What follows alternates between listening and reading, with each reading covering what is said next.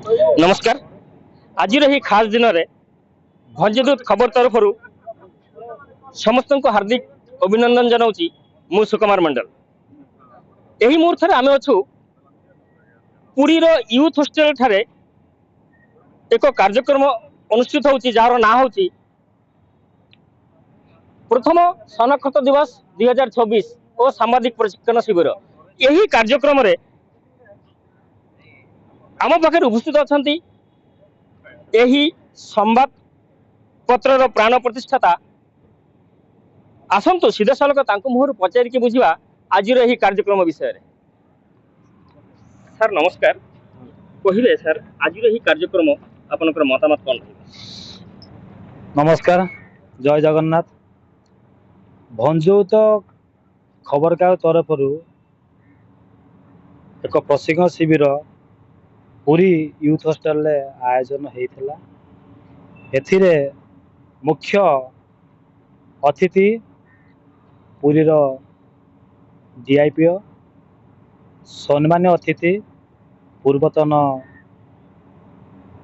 MLA Sarangi बाबू, तत्सहित OTV जिला प्रतिनिधि जोग देते। भंजौत संवादपत्र विभिन्न अंचल यथा मालकानगिरी मयूरभंज पर्यंत समस्त ब्यूरो जिला प्रतिनिधि ब्लॉक प्रतिनिधि जोग देते। कथा होची जे भंजौत मैनेजमेंट सर्विस तरफ यही कार्यक्रम होता। ये जो प्रशिक्षण कार्यक्रम को आधार करी भंजौत मैनेजमेंट सर्विस रु एक सर्टिफिकेट प्रदान करा जीवो, जो सर्टिफिकेट आमर प्रतिनिधि विभिन्न गणमाध्यम कार्यक्रम रे आसी पारिबो। यह होची बड़ लक्ष्य। धन्यवाद सर। शुणुले सार मुहर ये जो भंजदूत खबर प्राण प्रतिष्ठाता अतनु कुमार नायक जार हाथ धरी ठीक गोटाए वर्ष पूर्वे यही जो भंजदूत खबर आग को बढ़ी जड़े वरिष्ठ सांबादिक आसतु सीधा सड़क मुहर पचारि बुझा जे यही कार्यक्रम रे से कौन सब उपलब्धि कर जो सांबादिक मैंने अच्छा से सामने से कौन वार्ता देवे? लायन रमेश कुमार अग्रवाल कलाहांडी रूम आज पूरी जो ये सांबादिक सम्मेलन ऑर्गेनाइज कर ट्रेनिंग प्रोग्राम कर वरिष्ठ सांबादिक केबे ट्रेनिंग अटेंड कर नथली। एटा फर्स्ट टाइम मु ट्रेनिंग अटेंड करची और ट्रेनिंग रे बहुत किछि सिखिबा को मिले। डीपीए रे बहुत किछि बुझाइले आ आमे भी क्वेश्चन आंसर करलु पचारलु आ भंजदूत आकु बढ़िबो बहुत आकु बढ़िबो। भंजदूत ग्रास लेवल रे काम करचंती आ आमे समस्त को एकजुट हे करी समस्त काम करबा आ जगन्नाथ पुरी धाम रे हेची आ भगवान को दर्शन भी मिलिला आ एकाठी इटा जोट हेचु सब वर्ष से करिवे बोली हमर आशा आ विश्वास। धन्यवाद। धन्यवाद सर।